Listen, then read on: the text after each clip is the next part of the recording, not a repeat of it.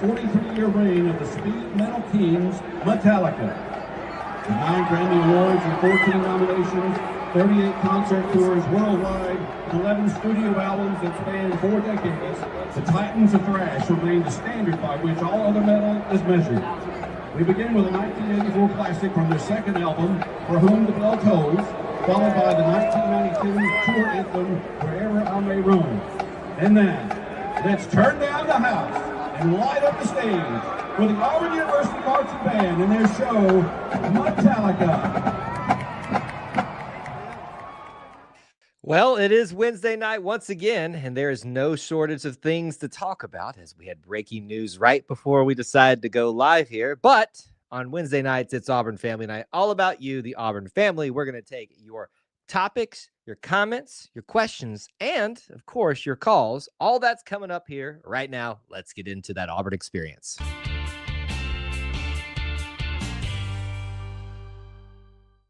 War Eagle, everybody. Welcome back to another edition of E2C Network Live, where we get together, we sit down, and we talk about what's going on in the Auburn experience. That Auburn experience is all about Auburn sports, Auburn culture, Auburn family stuff. An easier way to say it is if it's orange and blue, it is what we do. So thank you so much for joining us in what we're going to be doing this evening. Just a little bit later than our normal scheduled start time because we had some breaking news. We'll talk about it in just a second. But first, I want to welcome you all into the chat, into the live stream. Those of you that came over to the watch the replay and all that.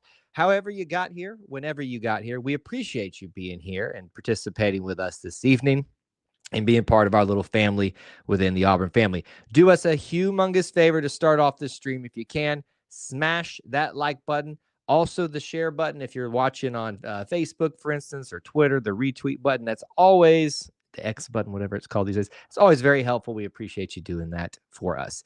This is Auburn Family Night. This is about you. The focus is on you and what you want to discuss this evening. So if you want to take part in the show, the best way you can do that is join along in the chat. You can already get in line for our open mic night. Our phone call line is open this evening. It is a link at the top of the chat. We actually have a line right now to get in. So hang tight to our callers who are already calling in.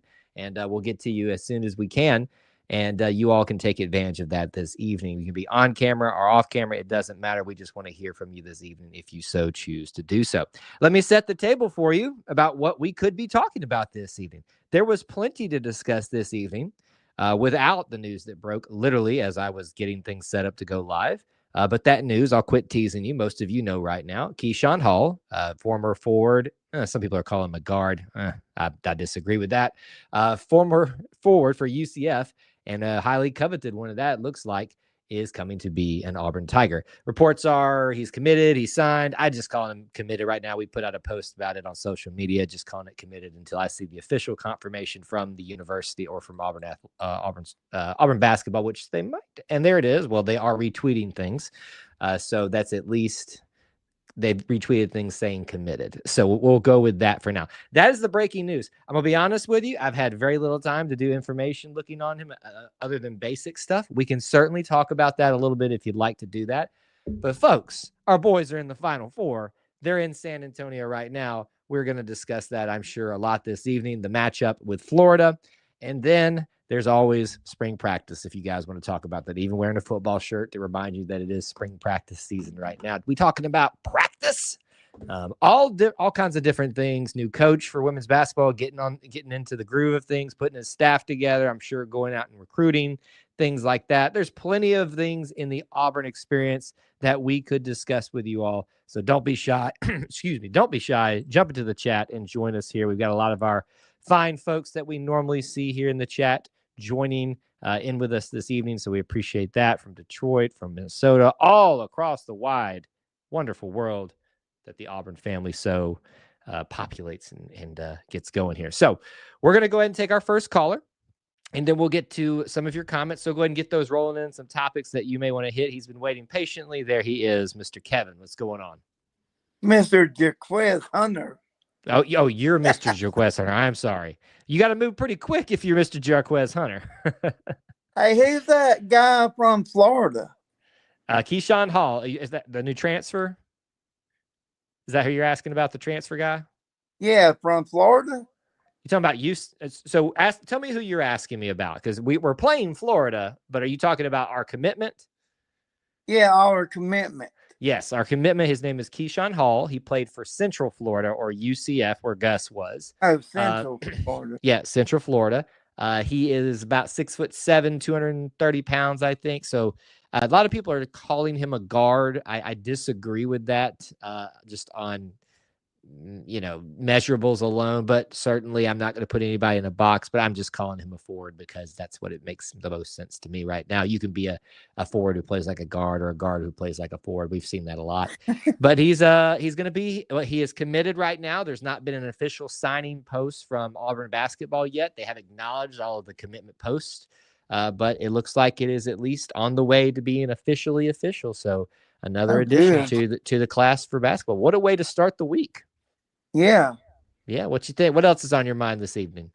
And I saw Auburn leaving today. I said, come on, Bruce Pearl, bring the trophy back to Auburn, Alabama. Were you at the Tiger Walk today, or did you just watch it online? Watch it online. Me too. I wish you and I could have been there together to cheer them on. That looked like there was a good crowd there. It was funny. I was watching. I wish I could go to San Antonio. You and me both. I don't know that you and I, neither of us, make enough money to get us both there. So I actually had somebody last night that reached out to me and said, you can crash on the floor in a sleeping bag in my hotel room. You can ride with us as long as you can get a ticket. And normally that's a good deal that I would take. The tickets aren't too bad for the national championship. I just got a lot going on here. So it's one of those things that I'm probably going to have nothing else going on in my life to make a big commitment like that to go to the national championship game. But I'm happy that the Tigers are there. Yeah, I'm happy too. I think they will win it. I hope so. They got a really difficult task in front of them to beat the team that kind of Duke obviously beat Auburn before Florida did in the season, but Florida kind of opened the wound, I think, for a lot of Auburn fans, but maybe the team in some ways of showing that they weren't as dominant, still dominant, but not as dominant as we thought they were throughout the majority of that season. So you got to beat somebody who knows how to beat you.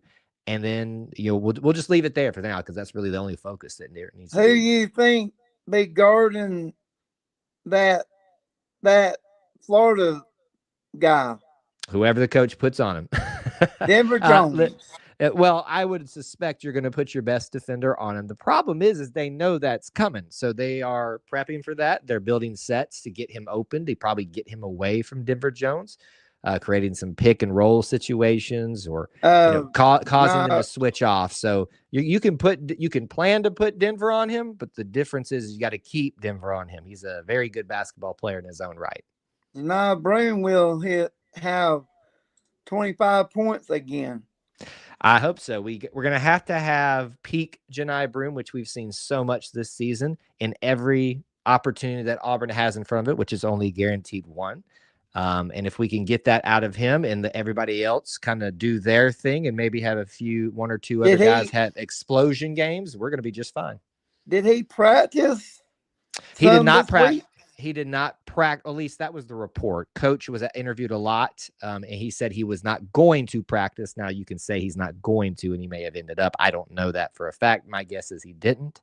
I would bet that most of the practices weren't really what you would think of practice. It's more of run throughs and stuff like that, working on free throws, hopefully. Yeah, free throws. But it doesn't seem like he practiced at all. And if he did, I don't know that you would really call it practice. Just a lot of rest for Janai, it sounds like. I'm ready for some spring football. Me too. We'll be there for the game. It's probably going to be 2 weekends in Auburn for me in a row. I had not planned that, but I will be there. Hopefully this Saturday is the plan right now for the watch party. A baseball team plays LSU Yes. Yeah. They play Alabama this weekend. They play LSU next weekend. So 2 big rival weekends in a row for Auburn baseball for them to bounce back from that Georgia game. Look at that. They play Georgia, Alabama, LSU. I hope they back to back. And I hope softball team beats Georgia too. It'd be nice for the softball team to get an SEC win. We're just going for one right now. That's all I'm asking. Yeah. That's all I'm asking for right now. And Cam Coleman will win the Player of the Year in football next season. You talking about for like just the team, or you talking about Heisman? Heisman. Oh, wow. Well, there's a hot take really early in this. You're a little bit bolder than me. I don't like to make big old predictions like that before we've even done fall camp. But hey, if you're that confident, you just throw it on out there if you want to. Yeah. All right. Give me your score prediction to round out our time tonight for Auburn versus Florida. Auburn 88 and Florida 65. 88-65. You heard it here first. Auburn beats Florida. Kevin said it, so let it be and so. Move on. And move on. I love it. I love it. Kevin, I love your hat as always and your love for Jarquez Hunter. Thanks for calling in tonight, buddy. Okay, War Eagle. Bye. All right, War Eagle. All right, we'll get our next caller here in just a second. You guys can go ahead and get in line. We did have a line there to start off tonight, which is nice. So go ahead and do that. You click the link up at the top, and you can be on camera just like Kevin was, or you can be off camera like our next one will be. It's really up to you. It's no shame, either way. Sometimes it's just easier to do it with your camera off. To have the questions if you're driving. How about that? Don't be driving and having the camera on. That will be pretty bad. We can't have that going on. So let me look through the chat and say hello to a few of the people here and see what we've got going on. Any questions? Corey says, is anyone on our team in the transfer portal? Well, I don't think anyone is going to be entering the transfer portal while they're actively playing. I think there was a report that happened with one team, but I'm not really sure that that's true or anything. I'll be honest with you, Corey, and I'm trying to encourage a lot of Auburn fans. Don't worry so much about the transfer portal for postseason stuff. We are still in season, and that will take care of itself. It ain't going anywhere. Us fretting about it or worrying about it. I know you're not. I'm just kind of using you to make this statement because there's a lot of this talk, and I hope Auburn fans are just enjoying the moment right now and not worrying about this. Certainly, we need to talk about Keyshawn a little bit because it's relevant news right now. But that's where I'm putting my focus is solely on Florida, not even thinking to Duke and Houston. Transfer portal stuff. Will this person leave? Is this person coming in? All that will take care of itself in about a week. Charles Barkley loves San Antonio. Corey reminds us as well. If you know what we're talking about, his famous statement that he made over there. Kim on Facebook says, all I know is these cardiac cats need to keep their head in the game. My old heart can't take much more. Well, unfortunately, that's the life of being an Auburn fan, is that you're going to have a little bit of a roller coaster ride no matter what you do. So saddle up there. Laser focused. I like that. Laser focused on Saturday. Neil and I are on the same page here. That is the only thing that I am concerned about. But certainly as a content creator, I've got to discuss Keyshawn when y'all want to. We'll be putting a video out there about him probably tomorrow. I'll work on that this evening. Okay, let's get our next caller in. Say hello to him and see what's on his mind from the Great White North. There he is. Brian, what's going on? Hey, War Eagle, Kyle. War Eagle to you, buddy. How you doing? Well, sadly, it is kind of Great White North. We got about 3 inches of snow last night, which is kind of an April Fool's joke. But I was about to say, don't y'all know it's supposed to be spring? Last week was 70s and sunny. I mean, oh man, yeah, we're getting 89 tomorrow, I think, down here. It's weird. It's so I'm gonna lead with this. Okay. This doesn't mean anything to anyone but me, but I became a grandfather last night at 12:38 a.m. Alaska time. Which my daughter was very happy. It was 38 minutes into April 2nd and not April 1st. So there you go. Okay. Well, congratulations. Thank you, baby mom and dad. I guess we care about dad too. Dad's happy. They're very happily married, but we still care about dad. So. It's probably a little less sleep for him to this evening, so we hope he gets some rest somewhere along the way. I will tell you this. And anybody who's on here, I think, can relate. Yep. Sure. My daughter was 16 when she started dating him, and he was 18 years old, and I was not so thrilled about it. Uh-huh. And, I'm like, what are you doing dating my daughter? And now I'm pretty happy with him today. Right. Yes. Funny how 7 years or 9 years can change some things. So, yeah. They wear you down, and then before you know it, you're like, I ain't going anywhere, so I might as well get used to it. Now. But she, fortunately or unfortunately, she lives in Fairbanks, Alaska. Mm. I don't know if I've ever told you the story. The COVID year, she was the Big Ten representative to throw the footballs into the Dr. Pepper can. You have mentioned this at least in passing. I do remember this. And they ended up doing a turtle race on Dude Perfect, and she won $100,000 Dr. Pepper scholarship, which has been an incredible blessing to our family. So, well, that is quite the blessing. I'm glad she got to utilize that, and I'm very happy that you are now getting to experience the joy of grandparenthood. That's me awesome. too. I mean, it's been exactly 17 hours, but I'm still pretty excited too. Yeah, so, it's I'm not allowed to post it on social media, but I guess I'm allowed to do this. But whatever. So, number two, I want to say, like, exactly what you said, Neil said. All year long, how many times have we had this conversation? We're talking, just enjoy what's happening. This is a really good team, really fun team. We were talking about it after Maui and in December. And don't freak out if we lose the SEC. The SEC's deep. March will take care of March, and here it is April, and there's 4 teams left, and we're one of them. And super fun. It's super fun. Super fun. Super fun. I commented super proud on Facebook today, and I don't know if anyone responded, but I was thinking today, driving somewhere for work, I was thinking about what are my all-time favorite Auburn teams of any sport, and it's either this basketball team or the 2013 football team. Do you have an opinion on like a favorite Auburn team of yours? I have a feeling Cadillac's going to make an appearance here, but. I mean, if you're talking about him as the interim coach, certainly that the way the 2003 team. Oh, the 2003, 2014. Listen, I love there. You can have a favorite player and still that not be your favorite team. I mean, there is something special about that 2004 team. Chet Williams, the hard fighting soldier, with obviously him passing, that kind of puts you back in the feels for that group and that. And when you talk about. And here I'm talking myself into doing the 2004 team because of like you think about how they're all still connected. Jason's now the side by side commentator, the color guy, with the color guy, and you got Ronnie, who's been doing stuff with the team there. Caddy's been our interim head coach. Carlos Rogers come back and doing videos for Auburn and stuff like it's just there's a lot to love with that team. However, you gotta, I think, put that 2013 team up in high regard, not just because of what they bounced back from the previous season, but how they bounced back through the season. I don't know. That's a good question. I'd have to kind of go and lay each team out and then kind of think about it a little bit. That was just 2010 was obviously perfection, right? Right. I mean, you quoted Rod the other day in a post, like the view up here for pure perfection. I love that. Yeah. It was a great team. It was a lot of fun. And I probably went to more games that year than any other year. Yeah. I was at Clemson. I think I was at one other. I know I was at the SEC championship game, and I was in Glendale. But that was a fun team. Or perfection. But that 2013 team was just fun. Yes. From that LSU game on, it was just so much fun. Oh, yeah. Like on this ride, it was kind of like, this is a crazy ride. It might end any second, but it's just fun, right? Right. What are we going to do next? A prayer, Jordan Hare. Well, I remember I didn't go to that game and tailgating with my buddy before the Iron Bowl going, well, yeah, I think we can beat Bama, but it's never going to be as exciting of an ending as the prayer, Jordan Hare. Then we had to kick 6 and we changed all that. It was phenomenal. But this basketball team is so much fun.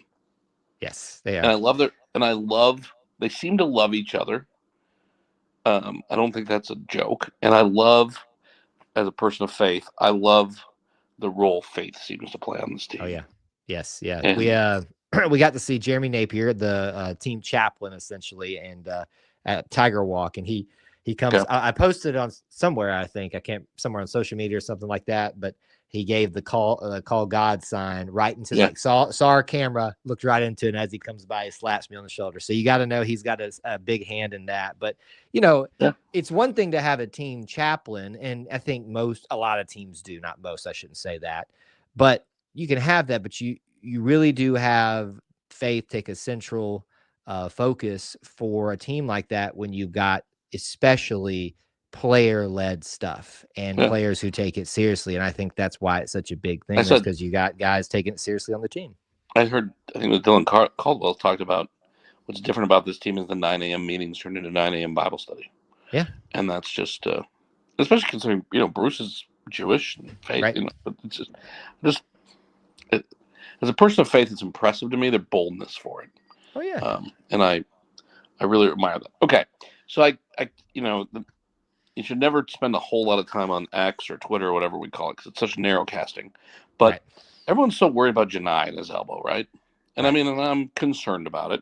What's your, DEFCON 5, everything's, world's at peace. DEFCON 1 is nuclear war. What's your DEFCON level worry about Janai and his elbow? Where I'm at, are you asking? Yeah. Mm-hmm. Oh, 2. I'm concerned that. Well, 2 is one step away from nuclear war. So 2 is really bad. I read you. Okay, so 1 to 5 is what that range. I mean, if you go the old, I think that's the DEFCON scale, right? Like DEFCON 1, we're at war. DEFCON 5, the world's at peace. I could have this backwards, but I think I could have it backwards. I see. I have no clue. Okay, we're gonna go 1 to 5. 5 is worse. Is the okay? 5 is okay. 5 is great, and 1 is bad. I'm gonna go 4 because I was very worried for him with not just the elbow, but did you see the way his leg bent when he came down? I did. Yeah. So that, and then my wife, made big fun in our family group texts about me because I instantly started screaming in the room, a bone sticking out, because I can't stand that, because it was the towel. This guy throws the towel over to him and he instantly starts wrapping his arm. And I'm like, something's wrong for that towel to be thrown to him. Right. And it was almost like, why isn't he screaming? And I started thinking, well, if it's broke instantly and it's sticking out, there's probably a lot of relief, not like, it's not there, that pressure's off because it's broken. I mean, I'm sure there's pain. But anyway, so I obviously went through a wave of emotions right then. But when that man came out and drained that 3, I knew he was going to be sore with whatever happened and hurting the next day. I was like, he's all right. Hey, so who tapped that rebound back to him, by the way? Was it Dylan? I think it was. I think he deserves a lot of credit for that. I was about to say. It's forgotten in there, but Dylan tapped that thing back. I'm 99% sure. But yeah. We could make a highlight tape just of Dylan Cardwell getting an offensive rebound. Calmly, first of all, not just panicking, calmly turn under control, and not just finding the first guy to pass to, but looking for truly who is finding open the right guy and setting him up. And he goes, you know what? Janai's got a hurt arm, but let's see what this kid can do. And bang. Yeah. I mean, Dylan and Denver Jones are so overrated about what they do and the things that don't end up in the box score, but we know that. I mean, Dylan's Denver defense, Dylan, exactly what you just talked about. So, yeah, I'm the same way because I'll admit I was watching it at my local Buffalo Wild Wings where I watched too many basketball games at. And everyone was like, dude, it's his right arm. It's his right arm. It's his right arm. I'm like, yeah, he shoots left-handed. Just relax. Yeah, it's going to be okay.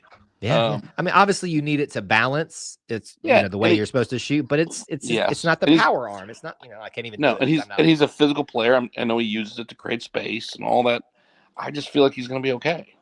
Yeah. And on X today, people are like taking any picture of him at Tiger Walk where the arm looked funny. He's like, we're screwed. We're cooked. And I'm like, no, just relax, everybody. Like, enjoy this. It's so much fun. Yeah. We got all the corrections on our. You were correct, Brian. DEFCON 1 is we're all dead. So I mean, I don't know if you're old enough to remember. There was a movie in the '80s called War Games, and that's where I remember it from. But yeah. Yeah. I'm at a 4 because you got to be concerned about it. It clearly was something to be concerned about at the time, and it's more this, what his soreness level is, what his mobility level is going to be 5 days after that.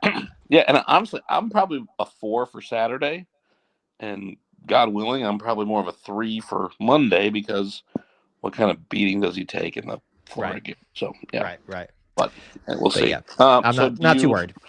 Yeah, so my big concern, way back when, I remember you asking me, what team are you most concerned about? And I said Florida, and it's still true. Yep. How do we feel about this team? The Florida team, Walter Clayton. And it's the same. It's the same for us. I mean, people go Janai. I mean, like each of these teams has their guy, Cooper Flagg, LJ Cryer, and then they have their other guys who are big names as well around them. Shinyulu, Handleton or whatever his name is, the big guy. And they got the Condon is another one. So it feels very similar into who we're facing. We ironically orange and blue together, and we have connected coaches. It's just, I think this is kind of poetic about how this is ending for a chance to be in the championship game. And I couldn't be happier about it. Everybody's been talking about it. We do, obviously I've mentioned before, we do TikTok live streams a lot of the weekdays, and there's been a lot of talk about, are you worried? Are you afraid? Are you scared? I'm like, no, this is awesome. Like this is the stuff what you dream of. that you dream of, going down to the wire with essentially a big rival across sports, and you guys get to duke it out one more time. And this is, as a fan, what we watch for, right? This is what the kids play for. And this idea that you're going to be in the national semifinal and you're going to be a 15-point favorite is ridiculous. Mm-hmm. It's just not. I mean, it's just not going to happen. Like, if you want to win it, you're going to have a. There we go. I love what Devin's got it. A spirit that is not afraid. Amen, Devin. Amen. There we go. Yeah. So 2 things in closing. Number 1, I think I've heard you say before, it's really hard to beat a team twice, right? And 3. Yes, I have but said twice, that. Right? Yes. So there's 2 teams in this tournament apparently that really need to worry about that because they've beaten us once. And then the other one, maybe we'd have to worry about Houston. But then, and then the other thing, I just have to ask, your co-host on Sunday night, he does not drink, right? As far as I know, I don't know that we've ever discussed that. And he shouldn't, because he looked drunk on live, man, on Sunday night coming back from doing I can't imagine that man with a cocktail in him. But that was. How about this? That He's was probably not doing. I don't know if I've ever been more jealous in my life of someone just that high on life from a sports moment. He was. Yes. That was just that was so much fun to watch. Yeah. And I just feel like he was living it for all of us. If you're out there, Austin, that was amazing. That was fun. Thanks for letting us channel that joy. That was just pure everything that's great about being an Auburn Tiger and about being part of the Auburn family. That was so much fun to watch his reaction on Sunday night. Yeah, that's probably one of those moments where you go, was he in the sauce a little bit? But no, I don't think I mean, no, what I know about Austin, and I don't know him very well, but I mean, that doesn't strike me as him. But my word, that man is drunk on life right now. He is drunk on Auburn, and that's what he's drunk on right now. And that's just beautiful. I mean, that was just so beautiful. So yeah, I loved every second of that episode, and thanks for bringing that to us, Austin. That was just so much fun. So it's why I pay him the big bucks. I'm sure you do, but yeah. All right, man. War Eagle, enjoy the heck out of Saturday. I hope when we talk next Wednesday, we are national champions. I hope so as well. War Eagle. All right. Whoop. I did not mean to do that. We'll pull this back out here. There we go. So if you guys want to get into the phones line, you can do it just like Brian just did. You can do it like Kevin just did. It is very easy to do. You hit the link at the top. Don't miss it, right up there on YouTube. It should be somewhere in the chat on Facebook. Give it a try. You can be on camera, off camera. It's really easy to do. Would love to hear some new faces tonight that we have, or some of our regulars we haven't heard from in a while. Okay, what do you guys want to discuss? There were a couple things that were brought up throughout our conversations with Kevin and Brian I wanted to bring back up. This one is from Neil earlier. He said, just FYI, the last few Maui Invitational winners ended up winning the tournament. You do with that information what you will. I'm not saying any correlations are relevant this year, but you do with that what you will. It's a good thing to point out, though, for everybody who needs a reason to believe. Let's see. This is from Devin talking about the Tiger Walk today. He was holding a Coke during the reverse Tiger Walk. People are overreacting. What were they saying? Because he was are you saying because he was holding the Coke, obviously he's got ability and mobility to, hold things and stuff or were people overreacting because he was holding the Coke? People will overreact by the silliest of things. You were wrong on that. You were wrong on the Maui Invitational thing. Well, there you go. That's why I guess you can't believe everything here at E2C Network. All right, Kevin gave us this is a reminder what Kevin predicted, 88-65. You guys can share your score predictions too. I don't do score predictions for basketball games. It's just hard to do, and I don't really like to sit here and think about it. It's not like football where it's easy to do, but you guys are certainly welcome to do that. Neil says, am I the only one amazed that Auburn has played the remaining teams already? Has that ever happened? I got to think if you are a conference that took the majority of the Final Four, then that's happened, but that's pretty easy to do. Let's point this out. Auburn is only facing one of its conference opponents. and in the Final Four. And if they were to win, they would go on to face 2 teams from different conferences that they scheduled. Shout out Mike Burgomaster, who's the head scheduling guy for Auburn, apparently. You want to talk about being prepared for the end game? You make these schedules to prepare like you're going to be facing teams like this. I don't think there's very many opportunities for you to say we prepared for the literal end of this thing. Now, again, no focus needs to be on Houston and Duke at this time. Certainly, I saw someone say revenge tour. It is out there. The revenge tour has to start somewhere, and it starts with Florida, and that is where our focus should be right now. But certainly, that is out there for everybody. Devin says they were saying he wasn't high-fiving. Yeah, high-fiving people with that hand is because he was holding a Coke. Now, listen, even if he was holding something in his hand, he is probably going to make sure, and I would bet, here's what I would bet. He was, in fact, I'm not a betting guy, and I'm not going to put money on this, but I'd be willing to, that he was told by the training staff, now, when you go out there for Tiger Walk, make sure you put something in that hand, because the worst thing that we need to happen right now is somebody's too overly excited and they slap that thing and twist it back the wrong way, and then we're back at square one. So that could have been at play. I'm just speculating. That's not an inside source. I'm just thinking about how protected and everything's thought through with coaching staffs, with support staff. I'm willing to bet somebody told him, put something in that hand, hold it, make sure you do not go to slap 5 with or whatever when you're out there. I know that you want to, but protect this arm right now while it's healing. Bruce was on Jim Rome's show, I think. I think it was a couple days ago now that I've heard this clip, but because of the way the phrasing was. But he said that the joint just needs to calm down, which means it's aggravated. So I think that's kind of where we're at with that injury. It's cooling down. Let it rest. Let it get back to where it's not going to be an issue. And I think that's, to me, probably what you saw there more than anything. I'll be honest with you, I didn't watch Reverse Tiger Walk. I saw a couple of clips from it and stuff. Makes me a little jealous. I wasn't able to be there. Am I being petty? Probably. It's like a little kid pouting. I can't be there, so I'm going to watch. That's me. I get it. I'm being petty about it, but it just makes me, I'm like, I have FOMO when I can't be there.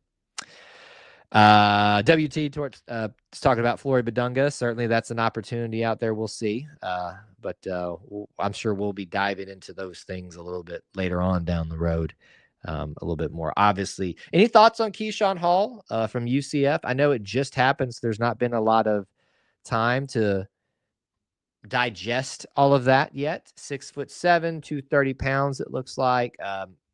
Thankfully, someone categorized him as a short forward, not a guard at 6'7". I'm sorry, you're not a guard at 6'7". You might play like a guard. You may be utilized as a guard, but you're not a guard. When you hit 6'6", that is kind of the point where I'm like, you are pushing the boundaries of what you are at that point. 6'7". I know I'm getting hung up on numbers. That's just how I am. I'm weird. Y'all know this. Y'all been watching me for a long time.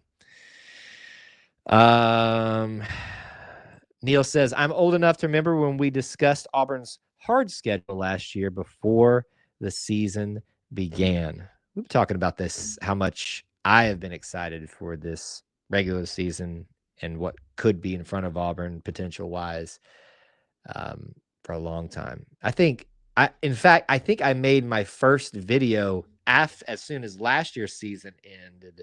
Because the Maui Invitation, I think, announced like the day after Auburn got out of the tournament that they were going to be in it. I could probably go back to the comment section of that video and find that all the bad examples of fandoms that can't just leave something about the video it's about and be like, oh, I'm so mad about them in the turn. We're talking about the Maui Invitational. We're not talking about what just happened. Keep it focused. All right. Enough griping from me. Let's look through chat here, see what we got going on. The phone line's available for those of you that want to take advantage of that. Not sure if you saw my comment about what Hall said about transferring to Auburn. Devin, I did not see it, believe it or not. It's not the busiest chat we've had tonight, but I did not see it. So if you've got something that you want to share, bring it back up, and I'll try to catch it this time. Hall shoots 42% from the 3 spot. Pretty dang good, right? Almost 1 out of every 2. I'll take 42%. How's he shoot from the free throw line? That's what I really want to know. James says, I feel like the fans should be aware of his injury and not even cause him to reach his arm out to shake or high five. Thoughts? Yes, you would hope that would be wise enough. Now, let's also admit we get around some of these players and we get excited and everybody's like, you can be aware of something and then the excitement of you just getting to be there, celebrate with the team just takes you over and then you just do that. I would hope that was the presence of mind was there. Right, James? But we know people. You know yourself probably. Like you just get caught up in it in the moment. It's a great thing, a great expectation to have. I know myself too, and I would hate to have had a moment of lapsed judgment and cause further harm for the team. Good to hear from you, James. Kyle says one topic to discuss is if Broom is going to be 100%. Is it like in terms of health? I don't know how you. Again, I guess it determines what you mean by 100%. Is 100% no pain, nothing, or is 100% you can still be sore, but like it's not affecting your shot in any way? I think that's debatable. My guess is he wouldn't be 100%, but pretty close to it. I don't know how sore he was. Imagine what he did, how much he was saying, I can't go. That clearly tells you how much either discomfort or pain he was in. And then to come back in and do what he did to reutilize that, it's just like rolling your ankle. Sometimes you can go back out there and run on it, but as soon as you stop, that swelling starts and the pain sets in. I don't know. I wouldn't think 100%, but maybe so. Hall hits 35 of his threes. Look, WT and Neil tonight have given me bad info. What are y'all doing? Either way, still decent. I'll take 1 out of every 3. 1 out of 3 ain't bad. There's WT again. 18.8 points per game, 7.5. You sure? 7.1. Average this year for Hall. He was very much needed in our reload of next year. It probably will be a reload. Hall hit 81. Oh, my goodness. Look at this beautiful stat, folks. 81.6%. What I always tell you, this is why I say I call it the high water mark for free throws, 80% for the team. But that shows you it's possible. And I get he's a good free throw shooter and everybody else drags the team down sometimes. But this is where you're supposed to be. 80% or better free throw shooting, and you are setting yourself up for success. I love that. Thank you for sharing that. What if you were the guy that high-five Broom and end up ending his career at Auburn? What's the guy from the Cubs who caught the ball? Help me. What's his name? Somebody in the chat. I know there's a little bit of delay, but I can see him. I can somewhat formulate his name in my head, but I can't get it out. There was it's the Cubbies guy, caught the thing. Bartman. Thank you. Bartman. There it is. Steve Bartman. You would be the Steve Bartman of Auburn. Very good. Y'all knew your stuff. Remember, Daniil, there's a little bit of delay, and I also was sitting here just rummaging through my head, trying to figure it out myself. But you guys saved me from that. Okay, this is from Devin. Says Hall said he wanted to be coached by the best coach in the country, and that's Bruce Pearl. It is a very good quote. We love it, feel it. Of course, you're going to say that when you've made your decision, but it's a great thing to recognize, and it's a statement that is obviously some validity to it because he's now not just once but multiple times the coach of the year. He's won a title in Division II. He is won conference titles. He's taken the team to the Final Four twice. So in terms of being one of the best, clearly he is correct in that. And I love that he feels that's what he's getting out of this.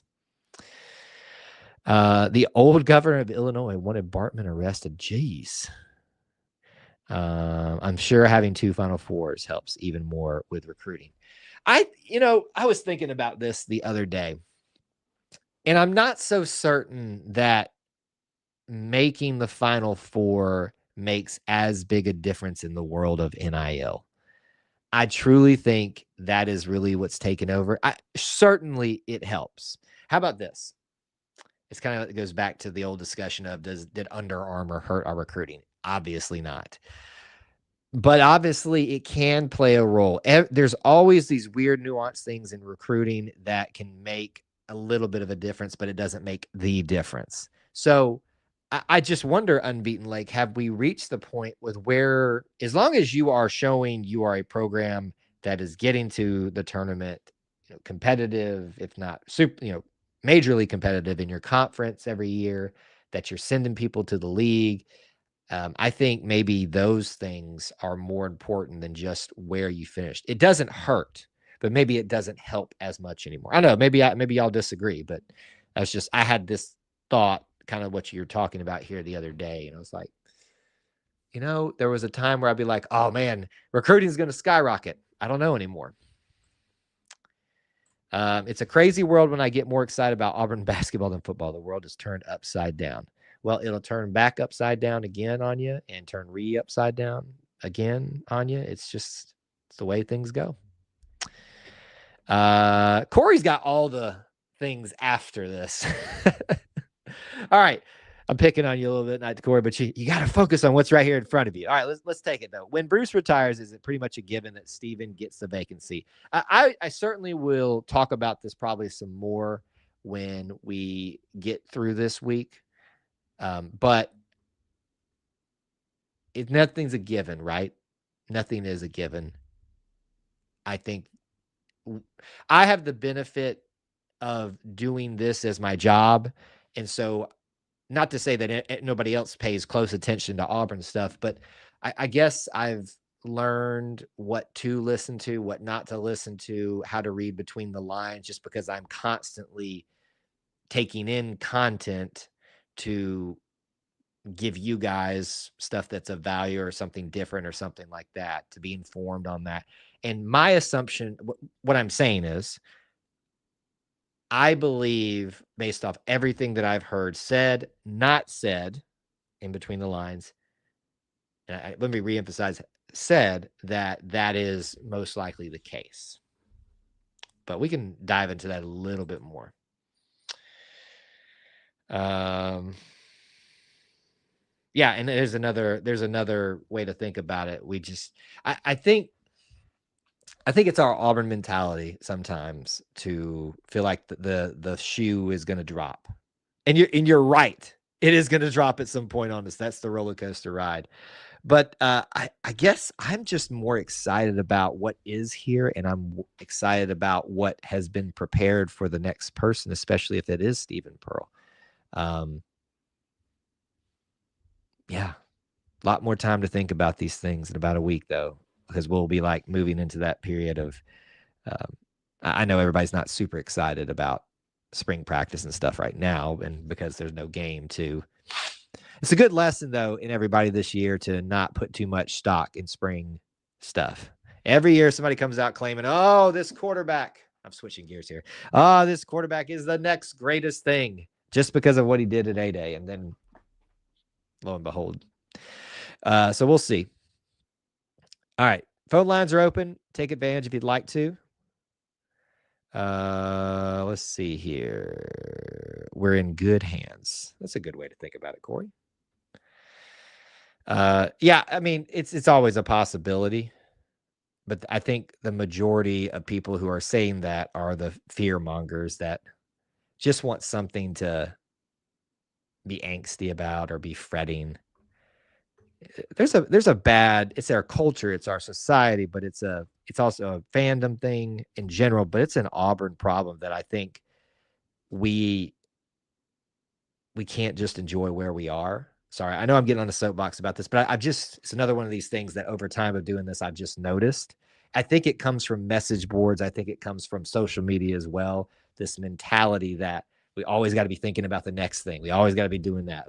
And as fans, we don't really have to. We can just enjoy what it is. But anyway, I'll stop harping on it. Let's see here. I remember when Cliff Ellis was coaching at Auburn, some good teams, but nothing like what we have now. Yeah, Cliff is a great benchmark in Auburn history.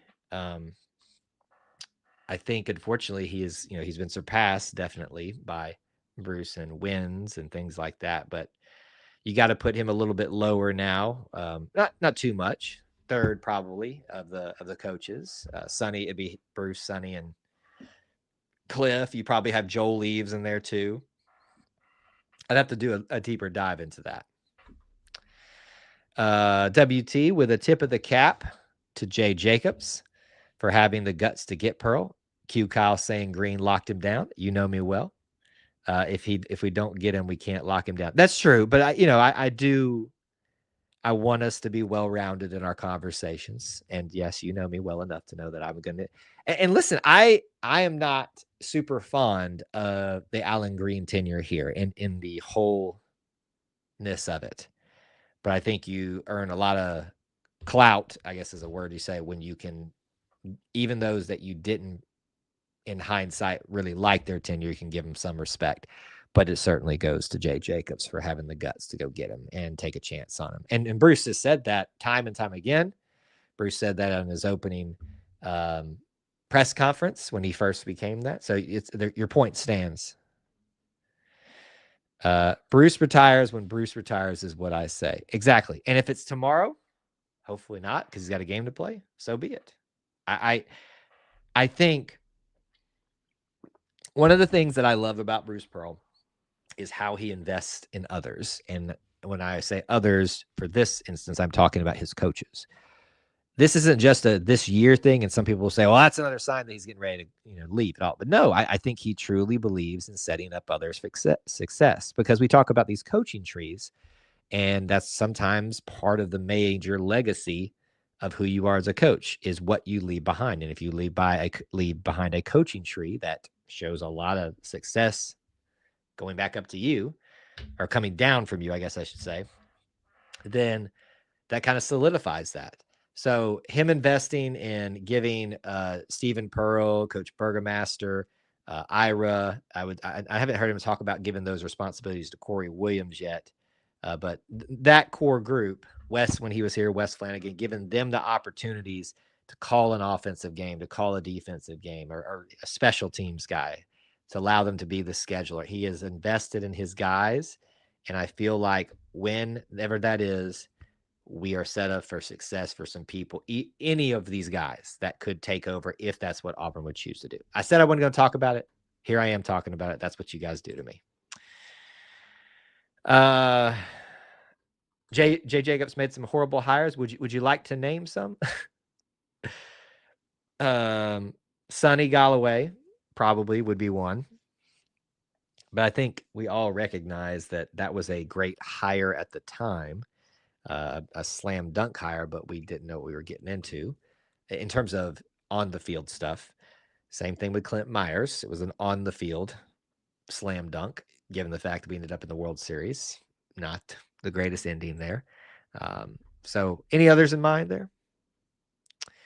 I attended games in the late 80s and early 90s with my dad and uncle, and it was a sad place to be. Not too much these days. Well, I mean, I know it's not great right now for football, but there have been Saturdays. WT says some Alabama fans are still mad that they did not fire a coach that they did not fire their coach a year earlier and picked up Coach Pearl. Yeah, I'd be mad about that too. I would definitely be angry about that. Devin says, I have no frame of reference for Auburn being bad at basketball. I'm too young and I didn't start paying attention until 2019 and after. Oh, so you're a bandwagon fan. I'm kidding. No, that's fine. I certainly have the unfortunate context of life before Bruce. But in some ways, knowing that past makes this all the more special for me personally. I'm not saying it makes it any more special for someone who didn't have that context.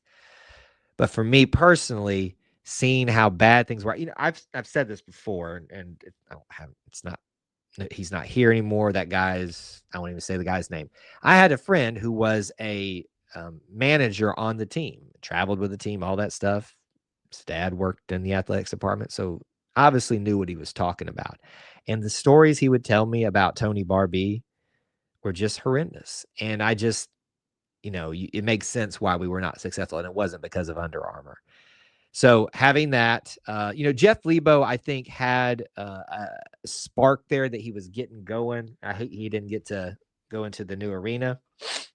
But that, you know what, in fact, kind of mirroring here on a train of thought that I'm on, that firing after that great year they had and then having kind of a drop down again feels a lot like this Johnny Harris firing. And I'm not saying that's going to follow the same trajectory of having a dud after this, but it feels, that situation feels a little similar.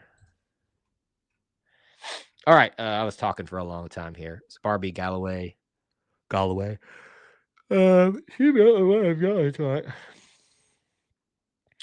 point is, I've stuck with Auburn through the good and the bad. No wavering.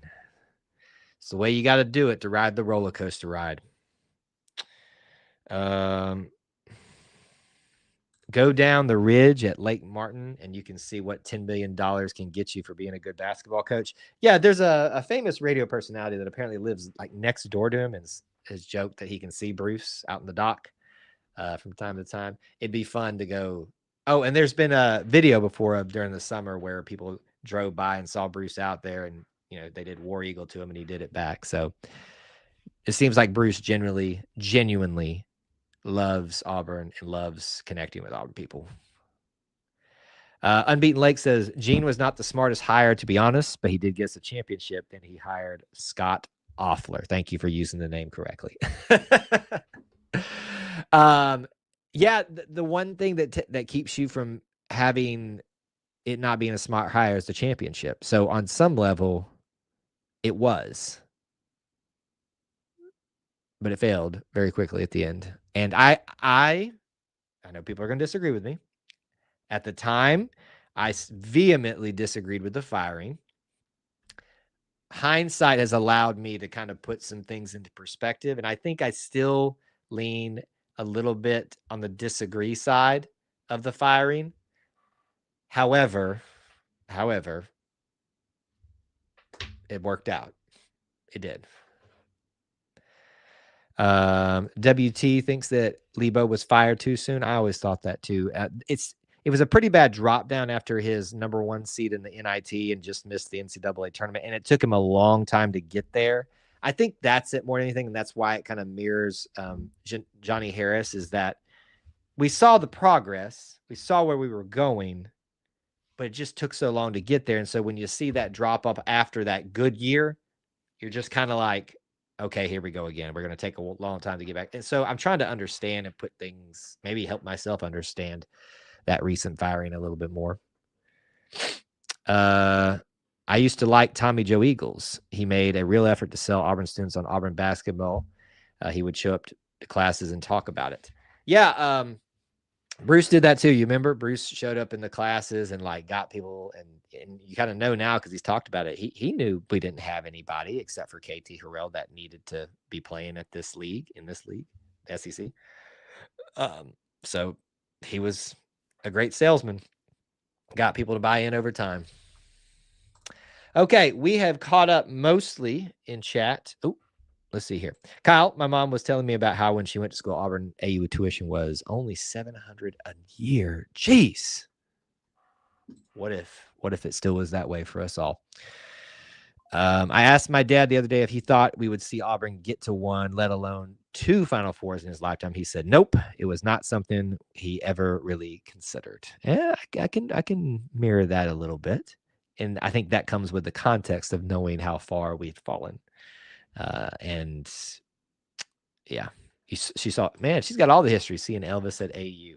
All right, keep the comments coming. We'll take a few more here. Let me give you this part of the show, as we always do, the rundown, boilerplate stuff at the end. As always, you guys know the drill for those of you that are regulars, but some of you might be new, watching the replay, watching in the background.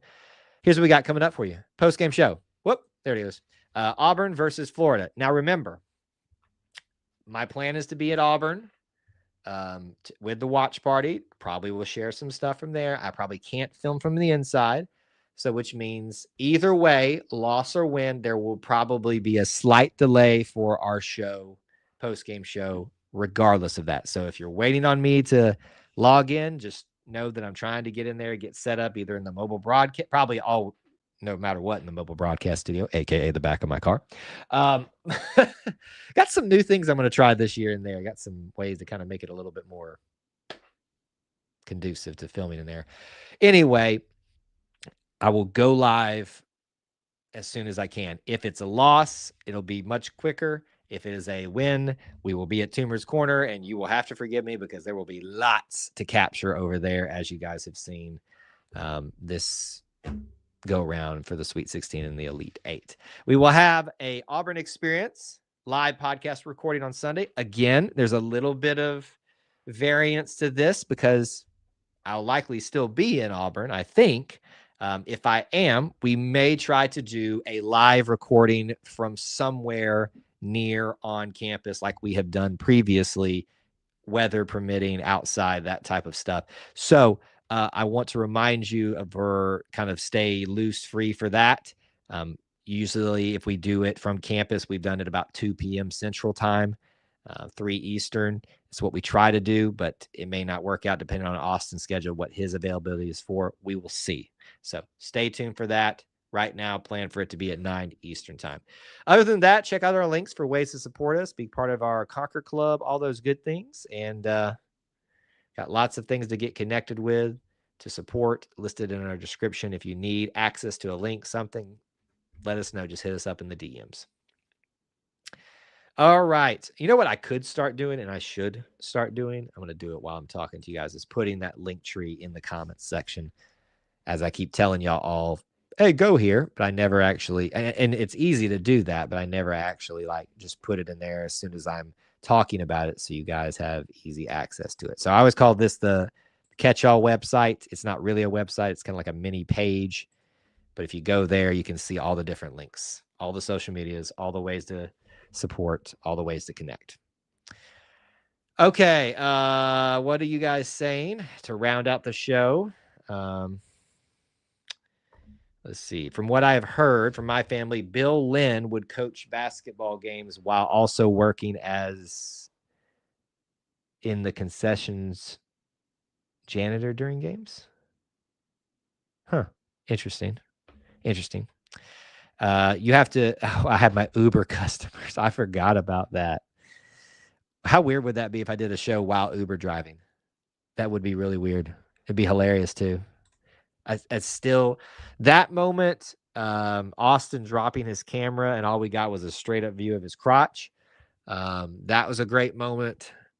What else? There was one time where we were having this great segment. Austin just cut out. We've had some pretty funny things happen. Oh, Dustbuster. How can we forget Dustbuster? Neil says, I remember Auburn losing to Syracuse by 1 point in the Sweet 16 to a guy named Carmelo Anthony. I do as well, and I know exactly where I was and how I watched the ending of that. Thought for sure we were going to Elite 8 the way we played in that game. First game in AU Arena was against LSU. We only scored 6 points in the first half. Wow.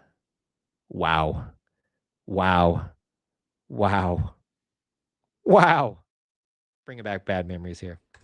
Devin says, let's go win this thing. I'll be listening to Andy on my phone and do my best to stay neutral as I will look back. I will be at a work gala for my husband's job this weekend. What a travesty for you. I am so sorry.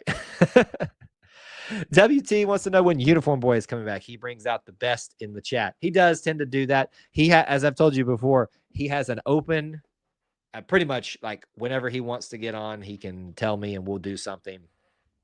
I was actually thinking about that today. I would suspect you'll see us at the barest of minimums do something around July when the Nike deal takes center stage. Yeah, I don't know. I mean, we haven't really talked about anything to do other than that recently, so we'll see. We will see. Wooden spoon. Oh my goodness. Get back in the kitchen. Hashtag get back in the kitchen. I love it. AU fired what's his face when Auburn lost in the SC tournament as soon as the game was finished. Bruce Pearl was announced as head coach right after. And that was a fun day watching that come to reality. All right, folks, let's wrap it up right there. It has been a good show. We had great questions and topics and good calls tonight. Thank you guys so much for participating. As always, at the end of this, I want to make this not a plea, but a request of you. Help us grow this little family within the Auburn family. I'm talking about here on YouTube, on Facebook. If you happen to be watching on X, make sure you're hitting that like button, the share button, telling a friend, tag them in the comments and stuff like that. Drag them over here if you have to. Let's make this the best year of E2C Network that there's ever been and continue to grow this group together. While I do love how close and tight knit it has become over the years, and that's what I always hope for, we do always want to make sure that we're bringing new blood and new life into what we're doing here. And I say that on this side of the content space too. And we're always thinking about that for you guys. But thank you so much for being here, participating in Auburn Family Night. Looking forward to this weekend. Concord Club people at the Eagle Tier, y'all know the drill. Some special stuff coming to you while I'm there as much as I can. So be looking for that. All that to be said, finally, as I continue to stall, thanks for hanging out, being here, and being part of our little family within the Auburn family. Till we talk to you again, War Eagle, go beat the Gators.